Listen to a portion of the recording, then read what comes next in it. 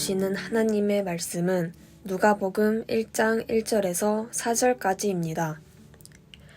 우리 중에 이루어진 사실에 대하여 처음부터 목격자와 말씀에 일꾼된 자들이 전하여준 그대로 내력을 저술하려고 붓을 든 사람이 많은지라. 그 모든 일을 근원부터 자세히 미루어 살핀 나도 데오빌로 각하에게 차례대로 써 보내는 것이 좋은 줄 알았노니 이는 각하가 알고 있는 바를 더 확실하게 하려 함이로라. 아멘. 하나님이 인간에게 주신 최고의 선물은 바로 성경입니다. 성경은 인류가 소장한 가장 위대한 유산입니다. 성경이 왜 그토록 위대한 책일까요? 성경은 예수 그리스도가 세상의 구주이심을 믿게 하기 때문입니다. 성경은 약 1600년 기간 동안 40여 명의 저자들에 의해 기록된 66권을 말합니다. 성경의 기록은 광야에서 모세가 쓰기 시작해서 사도 요한이 patmos섬에서 끝 마쳤습니다. 그런데 놀랍게도 성경은 놀라운 통일성을 가지고 있습니다. 수천 년 동안 성경을 기록한 40여 명은 시대도 달랐고 성격도 달랐고 직업도 달랐습니다. 그러나 이들이 보여준 핵심적인 메시지는 동일합니다. 예수 그리스도를 대망하라. 예수 그리스도를 믿어라 입니다. 건물은 많은 사람들에 의해서 건축됩니다. 그러나 설계자는 한 사람입니다. 마찬가지로 성경은 마치 한 사람이 모든 것을 계획한 듯이 통일되고 아름다운 조화가 이루어져 있습니다. 일반적으로 하나의 책이 완성되기까지 몇 번이고 수정을 합니다. 그러나 성경은 기록된 이래 수정된 적이 없습니다. 어떤 훌륭한 책이든 시대가 지나면 단지 참고 자료만의 역할을 하지만 그러나 성경은 수천 년이 흘러도 여전히 살아있는 활기찬 텍스트입니다. 사랑하는 성도님 여러분, 성경은 살아있는 하나님의 말씀입니다. 성경은 인간이 하나님의 뜻을 알게 하고 구원받기에 충분한 말씀으로 하나님께서 인간의 언어로 인간에게 주셨습니다. 성경의 모든 이야기는 사실이며 정확하며 진리입니다. 오늘 우리가 읽은 말씀에도 이것을 증명하고 있습니다. 1절입니다. 우리 중에 이루어진 사실에 대하여. 우리 중에 이루어진 사실. 이 표현은 진리의 객관성을 강조한 표현입니다. 기독교는 인간이 만들어낸 허구와 동화 신화가 아니라 기독교의 진리는 역사적으로 명백하게 이루어진 사실인 줄로 믿습니다. 오늘날 세상은 성경이 신하고 거짓으로 꾸며낸 이야기라고 조작을 합니다. 그러나 기독교의 진리는 수많은 증인들이 목격하고 체험한 사실 위에 기반을 두고 있습니다. 그러기에 수많은 선진들이 죽음을 불사르면서까지 복음을 전파한 것입니다. 우리는 기독교의 진리가 분명한 역사적 사실에 기초하고 있음을 믿고 더욱 힘을 내어 기독교 진리를 무너뜨리려는 악의 세력과 선한 싸움을 다해 가야 합니다. 그렇다면 우리 중에 이루어진 사실, 여러분 그 사실이 무엇입니까? 그것은 예수님의 모든 구속사역의 완성을 의미합니다. 예수 그리스도의 오심, 그분의 성육신하신 사건, 그분의 십자가의 사건과 부활하심을 의미합니다. 우리 예수님은 십자가상에서 마지막으로 다 이루었다 선언하셨습니다. 인류 구원을 위한 구속사역을 다 이루셨다라는 말씀입니다. 구약의 예언대로 예수님은 이 땅에 나시고 가르치시고 고난받으시고 죽으시고 부활하심으로 인류를 향한 모든 구속사역을 완성하셨습니다. 그리고 2절입니다. 처음부터 목격자와 말씀에 일꾼된 자들이 전하여 준 그대로 내력을 저술하려고 붓을 든 사람이 많은지라. 이 사실, 그 당시 수많은 목격자와 말씀의 일꾼대 자들의 붓으로 이 사실이 자세히 기록해서 전해졌는데요. 오늘 복음서의 저자 누가도 이 복음을 전해드는 사람 중에 한 사람입니다. 그리고 누가는 이 모든 일을 근원부터 미루어 살폈다라고 말합니다. 3절입니다. 그 모든 일을 근원부터 자세히 미루어 살핀 나도 데오빌로 각하에게 차례대로 써 보내는 것이 좋은 줄 알았노니. 여기서 근원이란 복음의 근원을 의미합니다. 여러분, 누가가 어떻게 복음의 근원을 알게 되었을까요? 누가는 예수님의 제자가 아니었습니다. 그렇지만 누가는 바울의 동력자로서 누구보다 예수님을 사랑하는 의사요 역사가였습니다.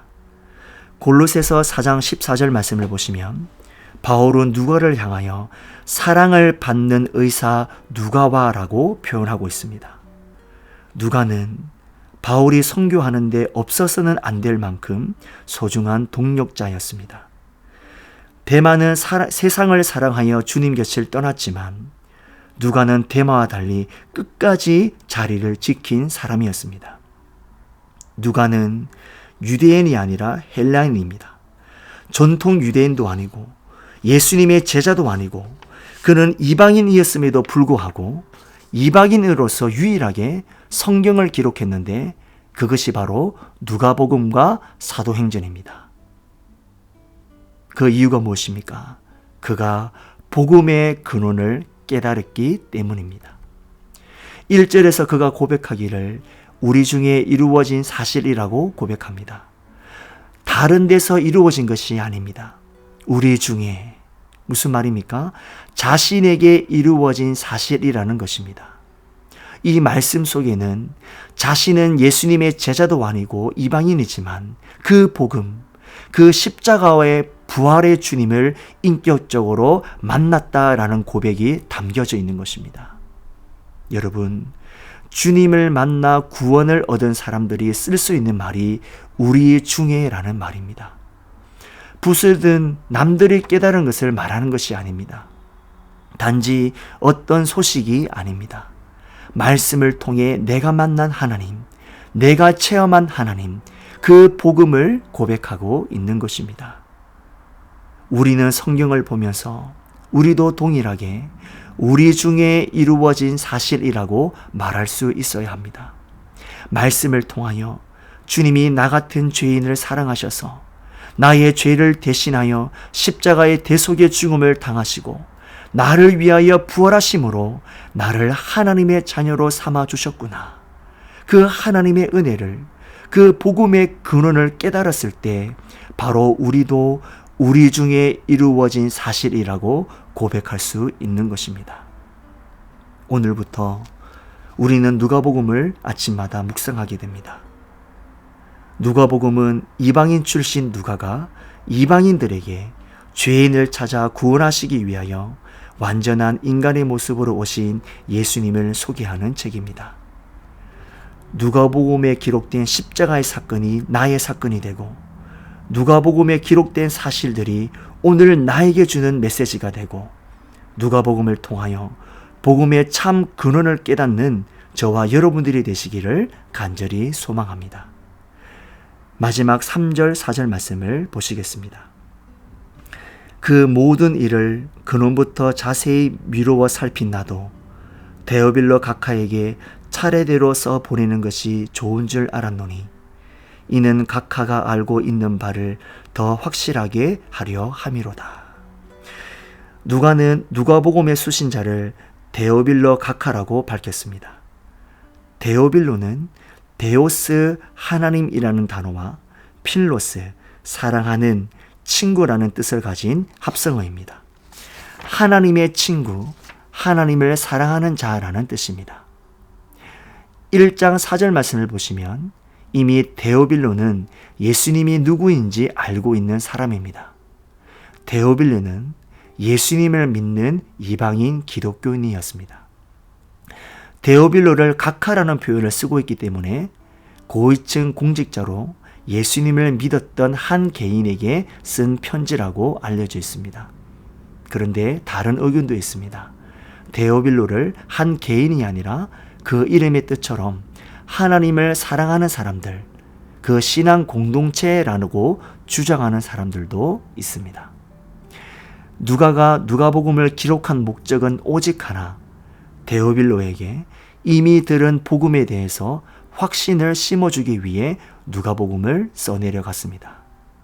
여러분, 데오빌로라는 한 사람에게 누가가 배우고 체험한 복음에 대해 그 확실성을 심어주기 위해서 얼마나 많은 분량의 편지를 쓰고 있습니까? 사도행전 역시 데오빌로에게 쓴 편지입니다. 한 영혼에게 주님을 소개하기 위해 얼마나 많은 노력을 하고 있는 것을 우리가 확인할 수 있습니다.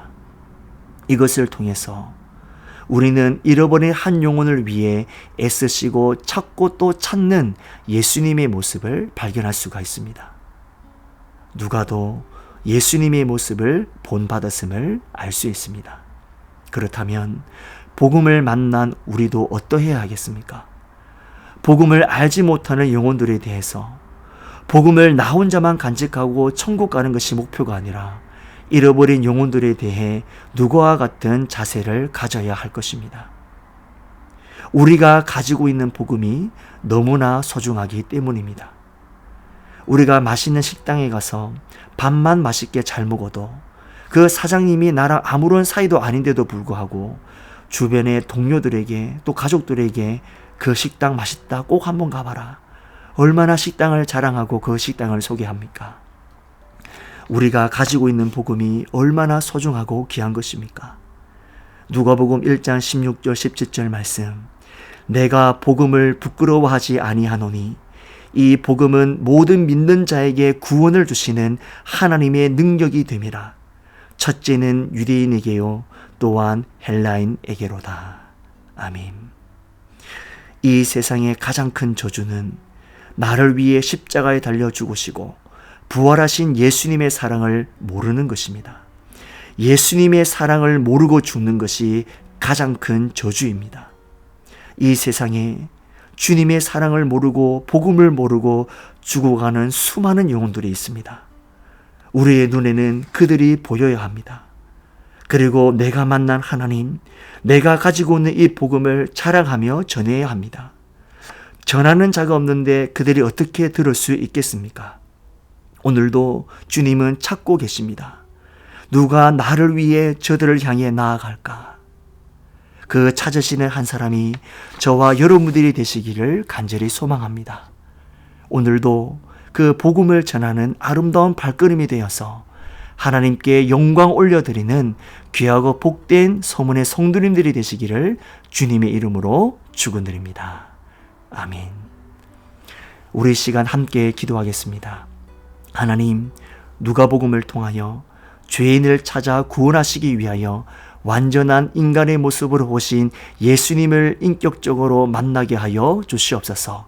오늘 이 하루도 내가 만난 복음을 자랑하며 복음을 증거하는 사명제의 삶을 살아가는 복된 하루가 되게 하여 주시옵소서. 다 함께 기도하시겠습니다.